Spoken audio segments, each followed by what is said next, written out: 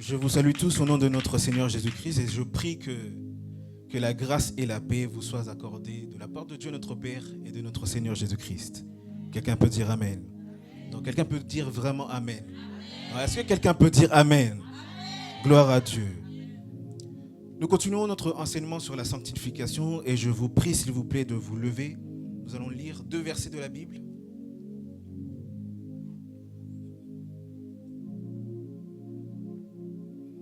Nous allons lire 2 versets de la Bible qui se trouvent dans le livre de 2 Timothée chapitre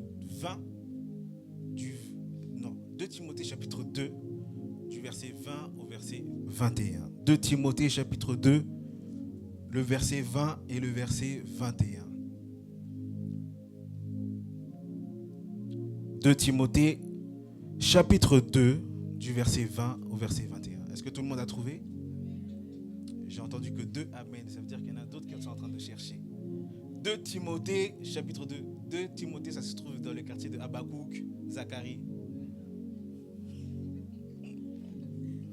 2 Timothée, chapitre 2, du verset 20 au verset 21. Est-ce qu'on peut le lire ensemble? On peut faire ça ensemble? Dans n'importe quelle version, que ce soit en français, en anglais, en chinois, lis dans la version que tu as. Ok? 1, 2, 3. Dans une grande maison, il n'y a pas seulement des vases d'or et d'argent, mais il y a aussi de bois et de terre. Les uns sont des vases d'honneur et les autres sont d'un usage vil.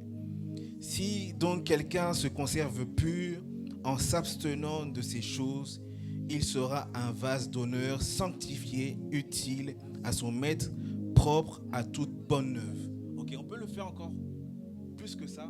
Peut-être que c'est la première fois que tu tombes sur ce verset. Est-ce qu'on peut le lire beaucoup plus fort? Ok? 1, 2, 3. Dans une grande maison, il n'y a pas seulement des vases d'or et d'argent, mais il y en a aussi de bois et de terre. Les uns sont d'un vase d'honneur et les autres sont d'un usage vil. Si donc quelqu'un se conserve pur en s'abstenant de ces choses, il sera un vase d'honneur sanctifié, utile à son être, propre à toute bonne œuvre. Est-ce qu'on peut acclamer fortement la parole du Seigneur? Vous pouvez vous asseoir. Depuis 3 dimanches, nous sommes en train de parler d'un sujet important, un sujet fondamental qui est la sanctification. Nous parlons de la doctrine de la sanctification et comme je l'ai dit dimanche dernier, cet enseignement de la sanctification est de moins en moins populaire. Parce que comme je l'ai dit, quand on parle de la sanctification, on vise même l'intimité de la personne. On vise directement la vie de la personne. Et vous savez que les gens, d'une manière générale, n'aiment pas qu'on puisse toucher, n'est-ce pas, à tout ce qui est intime, tout ce qui est caché. Mais moi, comme je l'ai dit, je n'ai pas peur de parler de ces choses parce que mon objectif, c'est que tu puisses aller au ciel. Ah, c'est dommage, tu l'as loupé une occasion de dire Amen. Je répète encore une fois, mon objectif, c'est que tu puisses aller au ciel. Je peux vous parler de la libération, je peux vous parler de la bénédiction, je peux vous parler des mystères de je ne sais pas quoi. Mais si je ne vous parle pas des sujets fondamentaux, alors je perds mon temps et je perds votre temps. Et je répète encore une fois, mon objectif, c'est que tu puisses aller au ciel. Dis à ton voisin, tu dois aller au ciel. Peu importe les événements, tu dois aller au ciel. Peu importe les circonstances, tu dois aller au ciel. Peu importe, si tu dois aller au ciel. Oui, tout ce que nous voyons ici sur terre est éphémère. Mais il arrivera un temps où nous ne serons plus ici, nous irons au ciel. Où nous verrons Jésus-Christ que nous avons tellement chanté. Le Jésus que nous avons tellement adoré. Le Jésus que nous avons tellement acclamé. Le Jésus que nous... Oh, tu dis pas Amen ce matin. Le ciel, il n'y a pas de souffrance. Le ciel, il n'y a pas de difficulté. Dans le ciel, il n'y a pas de huissiers. Dans le ciel, il n'y a pas de problème de finances. Au ciel, tout fonctionne parfaitement. Parce qu'il y a la gloire, la louange, l'adoration. Oh, mais ce matin, tu ne dis pas Amen. Qui veut aller au ciel? Qui veut aller au ciel? Qui veut aller au ciel? Qui veut aller au ciel? Alors, si tu dois aller au ciel, si tu veux aller au ciel, tu dois te sanctifier. Quelqu'un peut dire Amen. Et vraiment, ça me motive encore de parler de ces choses parce que je vous vois venir. Je pensais que dès le premier dimanche, vous allez fuir. Mais vous continuez à venir. Que le Seigneur vous bénisse. Nous avons notre chaîne YouTube où nous mettons tous nos messages. Et ce matin, j'aimerais qu'on puisse célébrer la vie d'un homme. Parce qu'il fait un travail remarquable en mettant les vidéos et sur YouTube, etc. Nous avons un bon son, nous avons une bonne qualité de vidéo. Et j'aimerais qu'on puisse célébrer la vie de notre frère Kevin. Il nous fait ça gratuitement, de bon cœur. Que le Seigneur te bénisse, qu'il puisse accomplir les désirs de ton cœur, qu'il puisse t'accorder ce que le Seigneur veut t'accorder, qu'il puisse accorder le désir de ton cœur. Oh, est-ce qu'on peut encore célébrer la vie de notre frère Kevin? Gloire à Dieu. 2 Timothée chapitre 2 du verset 20 au verset 20 au 21. Nous sommes en train de parler de la sanctification. Je fais un petit rappel de tout ce que j'ai dit et ensuite je rebondis, n'est-ce pas, sur ce que je vais dire aujourd'hui. Quelqu'un peut dire amen. Nous sommes en train de parler de la sanctification et par définition, la sanctification, c'est le fait d'être mis à part. D'être mis à part pour le Seigneur. D'être consacré pour le Seigneur. Ça, c'est la définition de base que j'aimerais que vous puissiez retenir. Et dimanche dernier, nous avons parlé des 3 dimensions de la sanctification. Et par là, nous avons compris que la première dimension de la sanctification, c'est le fait où Dieu lui-même te met à part. Cette première dimension de la sanctification ne demande pas un effort humain. Ne demande pas, n'est-ce pas, un effort quelconque. Mais la première dimension de la sanctification s'obtient lorsqu'on a foi en Jésus-Christ. Lorsque tu as foi en Jésus-Christ, Dieu te sanctifie. Et j'ai dit qu'on ne doit pas attendre, n'est-ce pas, la mort d'une personne pour l'appeler saint. Aussi longtemps que le Seigneur aussi longtemps qu'une personne a foi en Jésus-Christ, cette personne est sainte. Quelqu'un dit amen? Peu importe ce qu'elle fait, qu'elle pêche, qu'elle ne pêche pas, qu'elle se conduise bien ou pas, qu'elle prie, qu'elle ne prie pas, qu'elle aille à l'église ou pas, cette personne est sainte. Pourquoi? Parce qu'elle a foi en Jésus-Christ. Ça, c'est la première dimension de la sanctification. La deuxième dimension de la sanctification, c'est le fait où toi-même tu dois te sanctifier. Et j'avais dit que la deuxième dimension de la sanctification, je l'appelle la sanctification pratique, où c'est celui qui est sanctifié qui doit se sanctifier. Parce que j'ai dit une vérité fondamentale, très importante, on ne se sanctifie pas pour devenir saint, mais on se sanctifie parce qu'on est saint. Quelqu'un comprend ce que je dis? Si une personne, n'est-ce pas, essaie de se sanctifier, mais qu'il n'a pas atteint la première dimension de la sanctification, sa deuxième dimension de la sanctification n'a aucune valeur. Parce qu'on doit d'abord être saint pour pouvoir se sanctifier. Voilà pourquoi le message de la sanctification concerne l'Église. Le message de la sanctification est pour l'Église. Le message de la sanctification est pour les chrétiens. Dis après moi, le message de la sanctification est pour moi. Je répète encore une fois, le message de la sanctification est pour moi. Et la deuxième dimension de la sanctification est un processus parce que tu dois croître dans ta sanctification. Jour après jour, heure après heure, tu dois te sanctifier. Et lorsque tu te sanctifies, tu t'approches, n'est-ce pas, de Christ qui est l'image. Quelqu'un m'entend? Et la troisième dimension de la sanctification, c'est la sanctification complète et finale. Où lorsque tu seras au ciel, tu n'auras plus besoin de te sanctifier parce que Dieu t'aura sanctifié d'une manière finale et totale. Et l'objectif de la sanctification, comme je l'ai dit, c'est pour voir le Seigneur. Parce que Hébreux chapitre 12, le verset 14, un verset que je vous ai demandé d'apprendre par cœur, la Bible dit que recherchez d'abord la paix avec tous et recherchez également la sanctification sans laquelle personne ne verra le Seigneur. C'est-à-dire, dans le christianisme, dans les choses de Dieu, Dieu n'a pas de chouchou. Dieu n'a pas de préféré. Dieu n'a pas de... voilà quoi. Lui, il est indépendant. Il vit indépendamment des autres. Non. Tout le monde doit se sanctifier. Et si tu ne te sanctifies pas, peu importe ce que tu fais à l'église, peu importe le montant de tes offrandes à l'église, peu importe les actions que tu fais à l'église, peu importe l'aide sociale, matérielle que tu fais aux autres, si tu ne te sanctifies pas, tu ne verras pas le Seigneur. Quelqu'un peut dire amen. Et aujourd'hui, je parlais de quelque chose d'important. Et mon thème est simple. C'est « Je dois être un vase d'honneur ». C'est ça mon thème. Je dois être un vase d'honneur. Dis à ton voisin, tu dois être un vase d'honneur. Non, répète-le. On dirait il bout ce matin. Tu dois être un vase d'honneur. Bon, change de voisin parce que lui, on dirait qu'il est fâché. Change de voisin, dis-lui, tu dois être un vase d'honneur. Gloire à Dieu. Ici, c'est l'apôtre Paul qui parle à son fils spirituel appelé Timothée. Et lorsque l'apôtre Paul s'adresse, n'est-ce pas, à son fils spirituel Timothée, il se trouve en prison. Non seulement il se trouve en prison, mais il se trouve au soir de sa vie. C'est-à-dire, il se trouve dans les derniers jours de sa vie. Non seulement il se trouve dans les derniers jours de sa vie, mais l'apôtre Paul se sent abandonné de tous. Parce que lorsque tu lis 2 Timothée à partir du chapitre 1 à la fin, eh bien l'apôtre Paul dit qu'il est abandonné, il se trouve seul.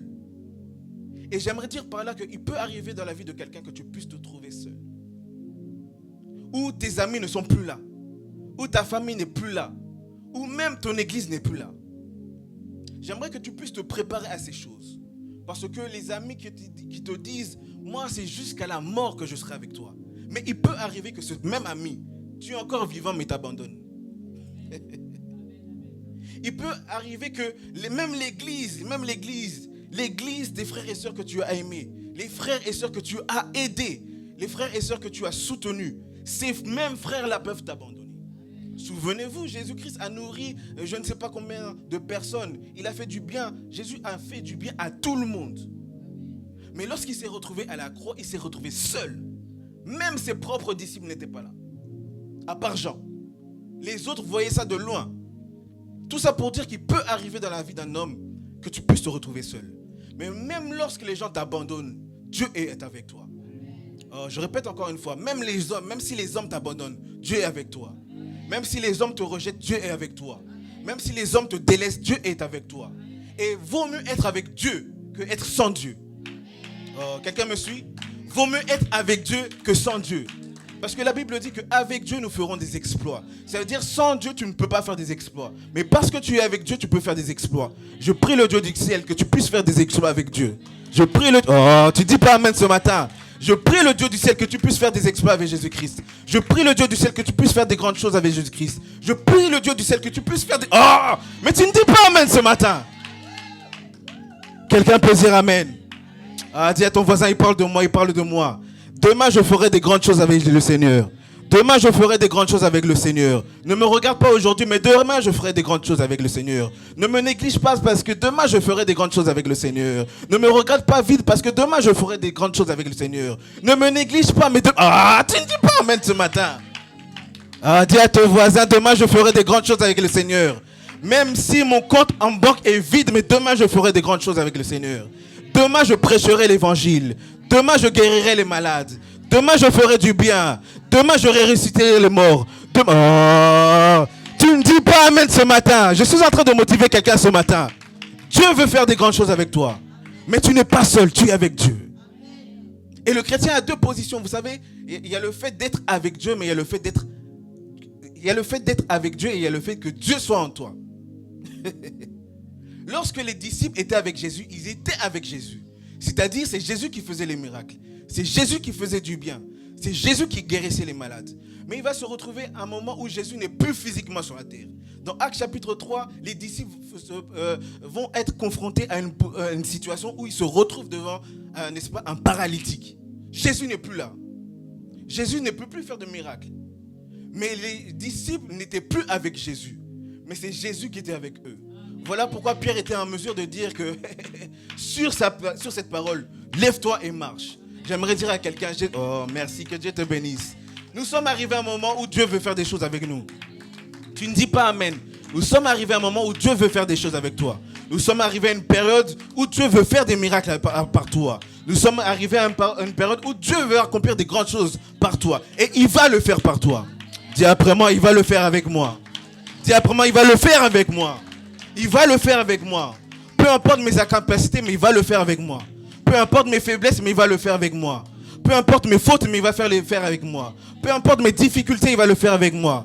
Peu importe ma situation, mais il va le faire avec moi. Peu importe la pauvreté, mais il va le faire avec moi. Peu importe mes soucis, il va faire avec moi. J'ai dit, il va le faire avec toi. Quelqu'un peut dire amen. Non, tu ne dis pas amen ce matin. Est-ce que tu peux dire amen très fort? Gloire à Dieu.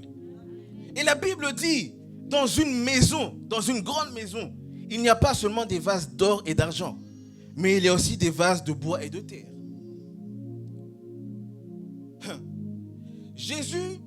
L'apôtre Paul, dans ce texte, il va comparer, n'est-ce pas, la maison de Dieu. Il fait une comparaison. Ok? Il compare, il dit, dans une grande maison, il s'agit de la maison de Dieu. Ok? C'est une histoire imagée par l'apôtre Paul pour nous révéler quelques vérités spirituelles. Et c'est ce que nous allons étudier ce matin. Dans une grande maison, tu dois savoir que ta vie est la maison de Dieu. Au fait, Dieu a fait de ta vie son habitation. Parce que lorsque tu lis par exemple 1 Corinthiens chapitre 3, le verset 16, la Bible dit que notre vie, notre corps est le temple du Saint-Esprit. Et il ajoute encore ceci dans Éphésiens chapitre 3, le verset 17, que Christ habite dans nos cœurs. J'aimerais dire une vérité à quelqu'un. Vous savez, nous avons deux positions en Christ. Nous avons Christ en nous et nous en Christ. Quelqu'un me suit? Nous avons Christ en nous et nous en Christ. Nous en Christ nous donne la possibilité d'accéder, de voir le Père. Parce que lorsque le Père, Dieu te voit, il voit d'abord Christ au travers de toi. Il te voit toi au travers de Christ. C'est parce qu'il voit Christ que tu as la possibilité, n'est-ce pas, d'accéder dans la présence du Père. Quelqu'un me suit? Mais la deuxième position du chrétien, c'est lorsque Christ vit en toi. Et lorsque Christ vit en toi, c'est ce qui te donne la possibilité d'affronter les difficultés. Voilà pourquoi Dieu pouvait se permettre de dire à Josué chapitre 1 que fortifie-toi et prends courage. Il lui dit fortifie-toi, prends courage. C'est-à-dire que la force de Josué ne se trouvait pas à l'extérieur, mais à l'intérieur de Josué. Quelqu'un me suit?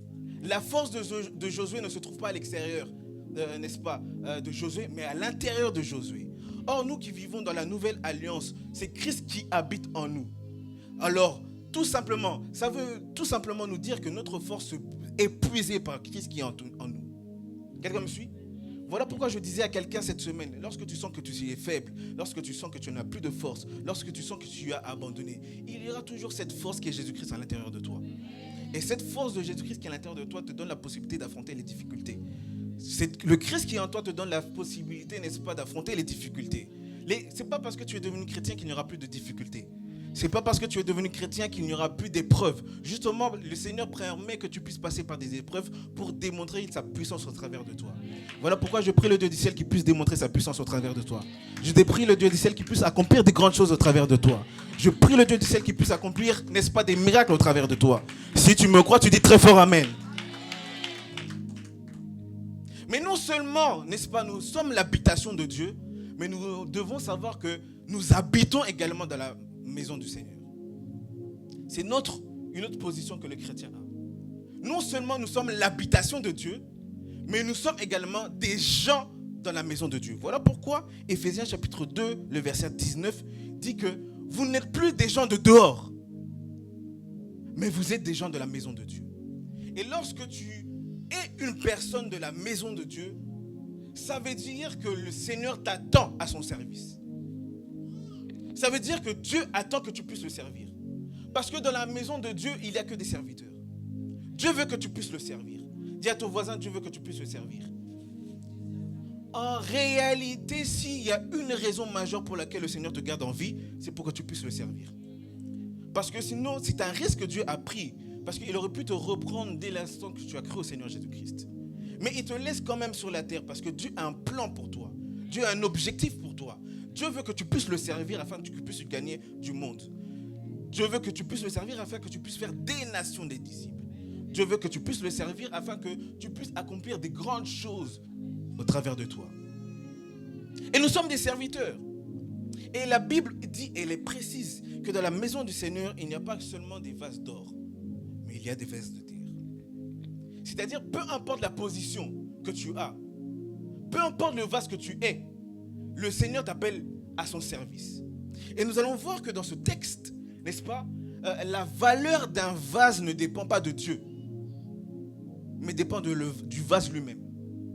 Ce n'est pas Dieu qui choisit si toi tu as un vase d'or, si toi tu as un vase d'air. Quelqu'un me suit? Ce n'est pas Dieu qui choisit la valeur du vase.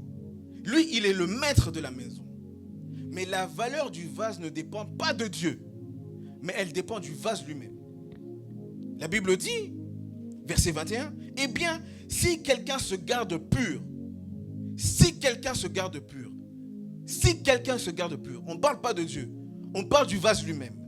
Si tu te gardes pur, eh bien, il sera un vase destiné à un noble usage. Je lis dans une autre version, verset 21, si quelqu'un se conserve pur en s'abstenant de ces choses, il sera un vase d'honneur. C'est-à-dire, si tu te gardes pur pour le royaume, Dieu fait de toi un vase d'honneur.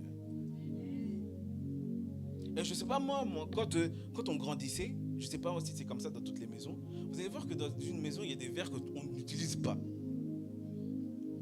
Ces verres sont utilisés dans les occasions de fête. Vous aussi, c'était comme ça. Hein? Si tu prends ce risque-là de prendre, n'est-ce pas, un vase ou une assiette destinée aux fêtes, on va te frapper. Toi, tu prends l'assiette destinée aux fêtes, tu mets tes chips là-dedans. Ça ne va pas. On va te cogner bêtement. Quelqu'un dit Amen. Mais la valeur, n'est-ce pas, le prix, n'est-ce pas, d'un vase dépend, n'est-ce pas, du vase lui-même. J'aimerais dire une vérité.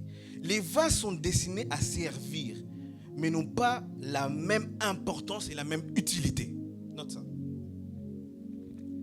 Les vases sont destinés à servir, mais n'ont pas la même importance et la même utilité. Je viens de dire, dans une maison, lorsqu'il y a des occasions de fête, on sort les meilleurs verres, on sort les meilleurs couverts, on sort, n'est-ce pas, les meilleurs vases, parce que c'est, n'est-ce pas, une occasion de fête. Mais sinon, si c'est pour tous les jours, vous allez voir, je ne sais pas si vous aussi vous avez eu ça, des gobelets en couleur comme ça, gros gobelets. Ça tu peux boire n'importe comment, quand tu veux, parce que c'est d'un usage vil. Ok? Mais là, comment on doit comprendre ce texte? Au fait, le Seigneur veut se servir de toi. Le Seigneur veut se servir de toi. Il veut faire des grandes choses, comme je l'ai dit, au travers de toi. Mais les grandes choses sont faites lorsque tu es un vase d'honneur. Quelqu'un me suit? Les grandes choses sont faites par ceux qui sont, n'est-ce pas, des vases, n'est-ce pas, d'honneur. Et vous devez savoir que la valeur d'un vase, parce que là on parle dans un cas de service. Le service ou être le vase d'honneur ne dépend pas de la fonction que tu occupes dans l'église. Note ça. La valeur d'un vase, être un vase d'honneur, ne dépend pas de la fonction que tu occupes. Parce que très souvent les gens pensent que lorsque tu prêches, tu es forcément un vase d'honneur. Lorsque tu chantes à l'église, tu es forcément un vase d'honneur. Mais on méprise celui qui nettoie, qui balaye la salle. On dit que non, c'est un serviteur de second rang. Son service n'a pas beaucoup de valeur.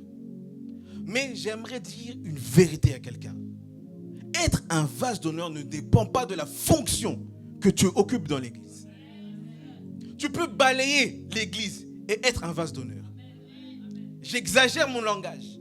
Tu peux même nettoyer les toilettes et avoir beaucoup plus d'importance que le pasteur qui prêche. Parce que être un vase d'honneur ne dépend pas de ce que tu fais, mais dans ta possibilité, dans ta capacité de te garder pur pour le royaume. En fait, ce qui fait de nous un vase d'honneur, c'est le fait de se garder pur. C'est le fait de se sanctifier. C'est le fait de se séparer de tout ce que Dieu ne veut pas de toi.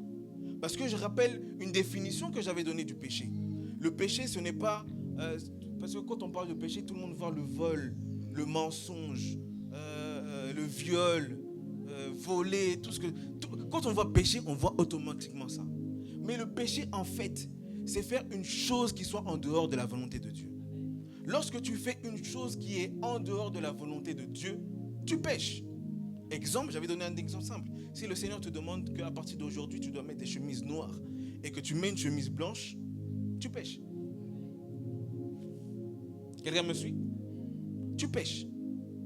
Et le Seigneur veut que ceux qui sont des vases d'honneur se conservent purs. C'est-à-dire, si Dieu, au travers de l'apôtre Paul, nous dit que les vases d'honneur doivent se garder purs, c'est que les vases d'honneur ont la capacité de se garder purs. Quelqu'un me suit? Ceux qui se gardent purs pour le royaume, ce ne sont pas des gens extraordinaires. Quelqu'un me suit? Les gens peuvent dire que mais c'est normal, à notre âge, c'est normal de pécher. Non, il y a des gens qui ont ton âge et qui ne pêchent pas. Il y a des gens qui ont ton âge mais qui n'ont pas des relations illicites, non permises. Ils ont ton âge, ils existent, ils ont 2 yeux, 2 mains comme toi, 2 pieds. Ce n'est pas des gens qui sont sur la terre et ils dorment au ciel. Non, ils dorment sur la terre. Mais ils se gardent purs. Non pour le plaisir d'être purs, mais pour rester, n'est-ce pas, au service du Seigneur. Rester au service du Seigneur. Le Seigneur veut que tu puisses le servir. Et surtout, que nous sommes en train de passer par des périodes difficiles, où Dieu a besoin de multiplier, n'est-ce pas, les serviteurs. La Bible dit que, dans le livre d'Éphésiens, dit que les jours sont mauvais. Nous vivons dans cette période où les jours sont mauvais. Et la Bible, par l'apôtre Paul, une nouvelle fois, nous demande de racheter le temps. Et si Dieu nous demande de racheter le temps, c'est que nous avons perdu du temps. Et pour racheter le temps, il faut que nous puissions être des serviteurs purs pour le royaume. Non seulement être des serviteurs purs, mais nous multiplier. Voilà pourquoi le Seigneur nous demande de faire des nations, des disciples. En d'autres termes, il veut qu'on puisse se développer, se multiplier. Et encore une autre vérité, en fait, le Seigneur veut continuer avec son corps spirituel ce qu'il a fait avec son corps physique. Son corps spirituel, c'est l'Église. Son corps physique, c'est Jésus-Christ. Et Jésus-Christ n'est pas mort, il est vivant. Mais il est vivant au travers de toi. C'est-à-dire qu'il te donne la capacité, la possibilité de faire ce que lui, il a fait sur la terre. Voilà pourquoi tu n'es pas n'importe qui, tu es un Christ. C'est-à-dire un oint de Dieu. Christ n'est pas le nom famille de Dieu. Christ est la portion spirituelle divine de Dieu dans Jésus. Et toi, tu es un Christ. Et voilà pourquoi, si tu ne sais pas comment m'appeler, tu peux m'appeler Aurélien Christ. Dis à ton voisin, il s'appelle Aurélien Christ. Non, pourquoi tu es jaloux? Il s'appelle Aurélien Christ. Christ n'est pas mon nom de famille, mais c'est la portion de Dieu dans ma vie. Voilà pourquoi cette portion de Dieu me donne la capacité de prêcher. Cette portion de Dieu me donne la possibilité de prier pour les malades et voir ces malades guéris. Et cette portion de Christ, Dieu veut te la donner. Il ne veut pas seulement te la donner, mais il te l'a donnée. Voilà pourquoi lorsqu'il y a un malade devant toi, lorsqu'il y a une situation difficile, Dieu veut que tu puisses te lever en tant que Christ dans cette situation et voir cette situation changer. Je prie le Dieu du ciel qu'à chaque fois que tu vas lever ta voix pour prier, que les situations changent. Que la situation de ta famille change. Que ta propre situation change. Que la situation de tes amis change. Que la situation de ton environnement change. Que la situation change. Mais pour qu'elle puisse se changer, tu dois te conserver pur. Dis à ton voisin, conserve-toi pur. Et la valeur d'un vase dépend de 2 choses. Se séparer et se purifier. La sanctification demande que tu puisses te séparer de tout ce que Dieu ne veut pas. De tout ce qui est souillure. De tout ce qui est, n'est-ce pas, transgression. Et j'aimerais dire une vérité. Dans les choses dont nous devons nous séparer, il y a également les relations. Quelqu'un me suit? Toi, tu as un ami, lui, il te pousse toujours à pécher. Mais tu l'aimes trop.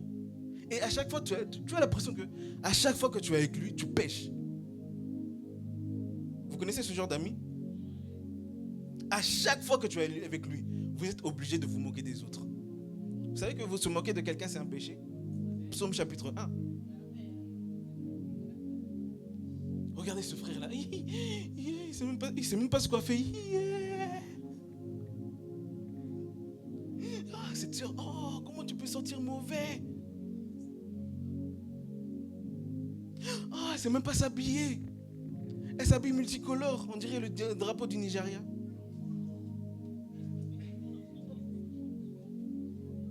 Et ça, je ne parle pas des gens de dehors, je parle des gens de l'église.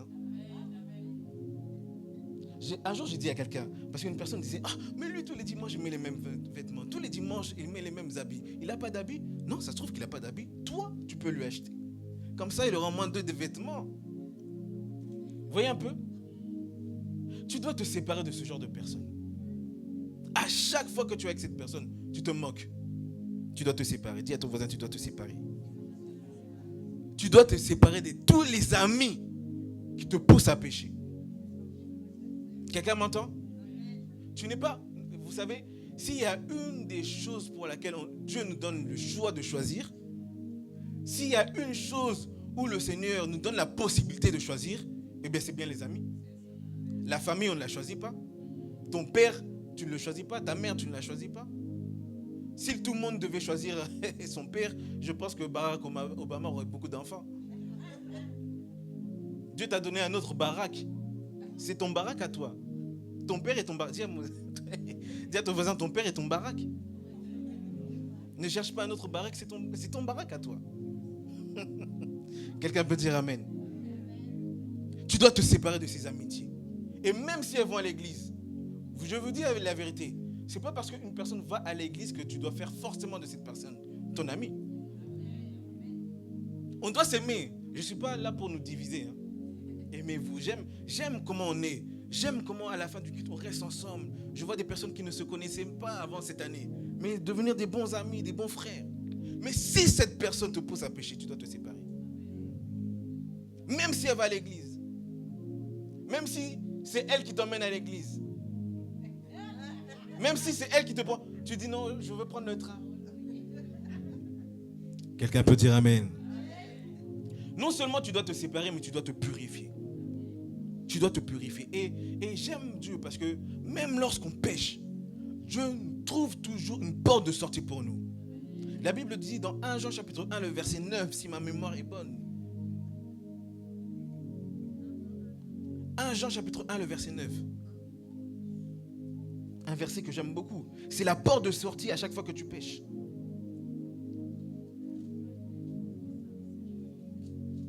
Je le trouve rapidement. C'est ça? J'ai une bonne mémoire. Hein? Si nous confessons nos péchés, c'est ça la porte de sortie. À chaque fois que tu as péché, Dieu t'ouvre une porte.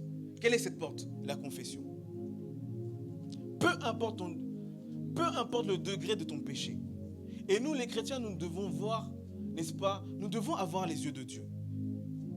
Parce que très souvent, lorsque tu vois quelqu'un qui a péché et que cette personne a confessé son péché, toi, tu la vois toujours comme si elle avait péché. Si ce frère-là était un grand voleur, mais par la grâce du Seigneur, il a demandé pardon au Seigneur, vois-le comme un homme pardonné. Mais cela n'exclut pas la méfiance. Tu peux te méfier de quelqu'un, mais tu peux le voir en tant comme étant, n'est-ce pas, pardonné. Et Dieu, la Bible dit, si nous confessons nos péchés, il est fidèle et juste pour nous les pardonner. J'aimerais dire à quelqu'un, peu importe le trou de ton péché, peu importe la dimension de ton péché, peu importe la grandeur, la largeur, la hauteur, la profondeur de ton péché, peu importe le péché, Dieu te donne la possibilité d'être pardonné. Comment? En confessant ton péché. Voilà pourquoi à chaque fois que tu te présentes devant Dieu, confesse tes péchés. Sanctifie-toi. Parce que, comme je l'ai dit dimanche dernier et je le répète aujourd'hui, autant la présence de Dieu peut nous apporter de bonnes choses, mais autant la présence de Dieu peut nous faire mourir. Quelqu'un m'entend? Je donne encore le même exemple. Quand tu vois les sacrificateurs qui avaient le devoir de présenter, n'est-ce pas, l'offrande à Dieu dans le temple, on leur attachait une corde avec des cloches. Parce que lorsque tu vas dans le lieu très saint, là-bas il y a Dieu. Et si tu n'es pas sanctifié, tu vas mourir. Parce que la Bible dit que personne ne peut voir Dieu et vivre. Voilà pourquoi Dieu a donné la possibilité à Moïse de voir seulement son dos. Parce que s'il voit la face de Dieu, il meurt. Mais ce qui te permet de pouvoir accéder à la présence de Dieu, c'est lorsque tu es pur. C'est lorsque tu es sanctifié. Quelqu'un peut dire Amen. Non, est-ce que tu peux dire Amen? Et l'apôtre Paul dit dans ce verset, je vais bientôt terminer. Dans la version Semeur, écoutez ce que la version Semeur dit. Dans une grande maison, il n'y a pas seulement des vases d'or et d'argent. Il y en a aussi en bois et en terre. Les premiers sont réservés à un usage noble. Les autres sont destinés à un usage vil. Eh bien, si quelqu'un se garde pur de tout ce dont j'ai parlé. Quelqu'un me suit? Si quelqu'un se garde pur de tout ce dont j'ai parlé. Quand j'ai vu ce verset, je me suis posé la question, mais qu'est-ce que Paul a dit à Timothée? Qu'est-ce que Paul a dit à Timothée dont Timothée devait se garder? Et j'ai trouvé 4 choses qui vont nous aider ce matin. Ces 4 choses, tu dois te garder de cela. Quand tu te gardes de cela, tu restes pur. Parce que j'aimerais dire une vérité que ce texte ne dit pas. En fait, les vases de terre, ce sont des vases qui font tout ce qui est impur aux yeux de Dieu. C'est ça le vase de terre. Quand une personne désobéit à Dieu, quand une personne se souille, quand une personne reste impure, parce que le contraire de la sanctification, c'est l'impureté.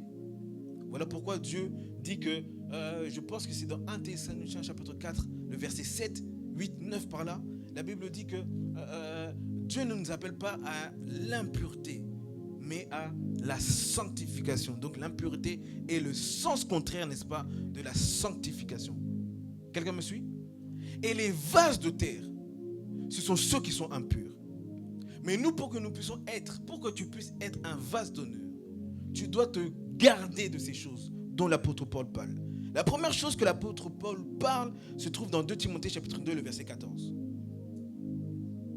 2 Timothée chapitre 2, le verset 14. Notez, c'est très important. À la maison, vous allez le relire ça, vous allez méditer cela et vous allez aller encore plus en profondeur. C'est comme ça qu'on grandit.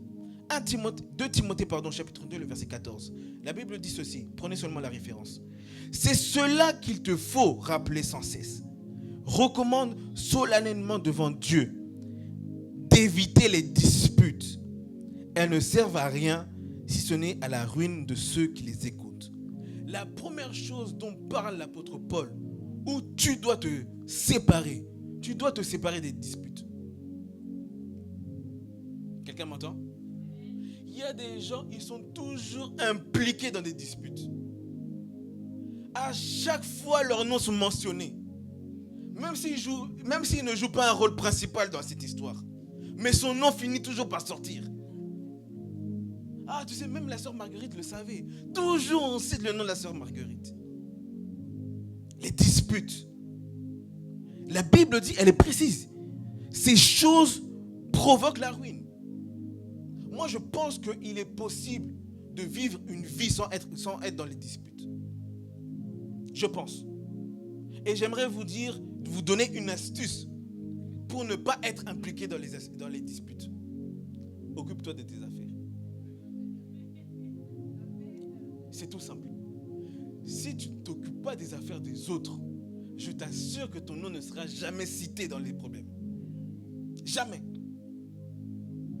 Ne donne même pas ton avis. Tu peux apporter des conseils si on te le demande.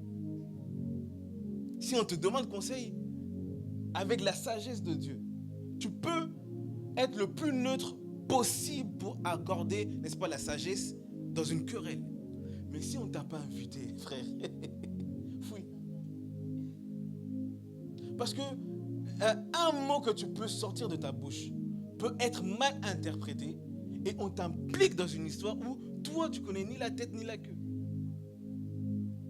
Dis à ton voisin, occupe-toi de tes affaires. Si on ne t'a pas appelé, ne viens pas. Je vous dis, moi c'est ce que je fais. Par la grâce du Seigneur, je ne suis impliqué dans aucune affaire. J'ai eu des problèmes avec personne. C'est pas parce que je suis parfait. Loin de là. Je fais des fautes. Je fais des erreurs. Mais c'est parce que je ne m'occupe pas des affaires. Donc, tu vois que vraiment, lui, c'est pas bien. Mais tu dis, tu restes de ton côté. Et si on te demande ton intervention, c'est là que tu interviens. Faut pas, il y a un problème, toi tu dis, mon frère, on t'a pas appelé, reste calme. Quelqu'un peut dire amen. Évitez les disputes, dis à ton voisin, évitez les disputes. Deuxième chose, 2 Timothée chapitre 2, le verset 16. On doit se séparer des disputes. Et la deuxième chose est celle-ci. 2 Timothée chapitre 2, le verset 16. Évite les discours creux et contraires à la foi. Ceux qui s'y donnent s'éloignent toujours plus de Dieu. Évitez les discours creux. Les discours creux, ce sont les discours inutiles. Vous savez, des fois, vous pouvez parler avec quelqu'un, mais ce qu'il dit, ça n'a aucun intérêt. Ça ne sert à rien. Donc, il ne t'a pas fait grandir, il ne t'a pas ajouté de la sagesse, il ne t'a pas ajouté de la connaissance. Genre, ça n'a rien. Et les discours creux, surtout ceux qui sont contraires à la foi. Les débats inutiles. Toi, tu es toujours dans des débats. Moi, je vous dis une vérité. Parce que on prêche par connaissance, mais je dois également prêcher ce que je vis. Moi, je me suis donné une règle pour moi, de ne jamais débattre sur la parole de Dieu. Parce que vous allez voir, qui regarde les débats politiques? Qui regarde les débats politiques? Ah, toi, à chaque fois, tu regardes des théâtres. C'est pour ça que tu n'es pas au courant de ce qui se passe. Quand il y a débat politique, vous allez voir que les deux camps qui s'affrontent, à la fin du débat, ils ne deviennent jamais amis. Quelqu'un a déjà remarqué ça? Quand il y a débat, et à la fin du débat, on dit, bon, c'est fini. À la fin de ce débat, ces deux personnes ne deviennent jamais amies.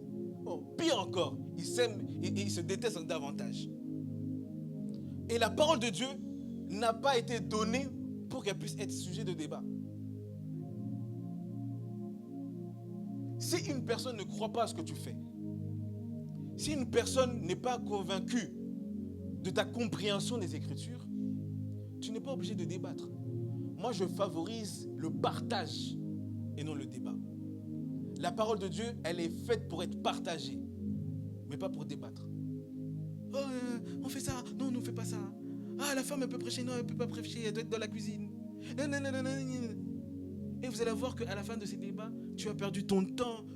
Surtout quand tu débats sur les réseaux sociaux, tu as mis un grand commentaire comme ça. On dirait Psaume 119. Il est long. Tout ça pour convaincre. Je vais lui dire. La Bible ne dit pas ça. Moi,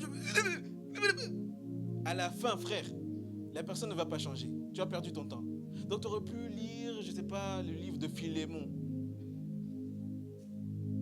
Quelqu'un me suit? On ne débat pas avec la parole de Dieu. On la partage. Et celui qui veut partager la parole de Dieu ouvre son cœur. Aurélien, est-ce que tu as une pensée? Ma soeur, est-ce que tu as une pensée? Là, tu peux partager. Mais si tu viens avec l'objectif d'affronter la personne, lui prouver ou d'imposer ta façon de voir les choses, frère, fuis. La Bible dit d'éviter. C'est ça la sanctification. Quelqu'un me suit? Éviter. Dès qu'il y a débat, sort. Troisième chose. 2 Timothée chapitre 2, le verset 22. Tout ça, j'ai trouvé dans 2 Timothée. Voilà pourquoi lorsqu'on lit la Bible, il faut la lire lentement parce qu'il y a beaucoup de vérité. La première chose qu'on doit se garder, c'est des disputes. Deuxième chose, des discours creux contraires à la foi. Troisième chose, 2 Timothée chapitre 2, le verset 22. Fuis les passions qui assaillent un jeune homme. Fais tous tes efforts pour cultiver la foi, l'amour et la paix avec tous ceux qui font appel au Seigneur Jésus d'un cœur pur. La troisième chose dont tu dois éviter ou dont tu dois te séparer, c'est des passions de la jeunesse. Et moi, j'enlève la jeunesse parce que je ne suis pas un prédicateur des jeunes. Moi, je prêche les adultes et les jeunes. Fuis les passions. Dis à ton voisin, fuis les passions. Les passions, c'est tout ce qui te pousse, n'est-ce pas, à des désirs déréglés. Des désirs déréglés. Des désirs illicites, non permis dans la Bible. Des relations entre un homme et une femme non mariés. J'exagère mon langage. Des relations homme avec homme. Femme avec femme. J'exagère encore mon langage. Des relations, un homme avec un cheval. Un homme avec, n'est-ce pas, une grenouille. Au Danemark, c'est permis d'avoir une relation sexuelle avec un animal. Et il n'est pas permis à un pasteur de défendre, de dénoncer ces choses. Si tu dénonces ces choses, on ferme ton église. Et ce virus-là des temps de la fin va arriver en France. Il va arriver un moment où on ne pourra plus dire clairement les choses. Où il sera défendu de dire qu'il est interdit, n'est-ce pas, de bénir un mariage entre un homme et un homme, une femme et une femme. Si un pasteur refuse de bénir un mariage comme ça, on ferme ton église.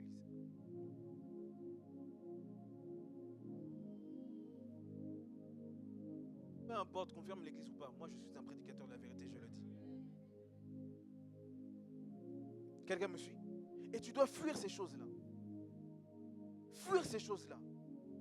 Ce n'est pas seulement dans les relations sexuelles, etc. Mais ça peut être également dans la nourriture. Toi, tu manges trop. Toi, tu manges trop. Donc quand tu vois la nourriture, tu as l'impression qu'on a préparé seulement ça pour toi. Quand tu vois le goûter, on dirait le goûter c'est seulement pour toi. Or, vous êtes 7 à la maison. Qui connaît 7 à la maison? Tu dois... Quelqu'un me suit? Fuir les passions, les désirs déréglés. J'insiste pas trop. 4e chose se trouve dans 2 Timothée chapitre 2, le verset 23. Refuse les spéculations absurdes et sans fondement. Tu sais qu'elles suscitent des querelles. J'aime la version Nouvelle Bible seconde. 2 Timothée chapitre 2, le verset 23. J'aime la version Nouvelle Bible seconde. Elle dit ceci. Repousse les débats extravagants et ineptes, sachant qu'ils font naître des querelles. Je l'ai dit tout à l'heure. Les débats. Les débats. Tu dois te séparer de ça. Et lorsque tu te sépares de ces 4 choses, Dieu fait de toi un vase d'honneur.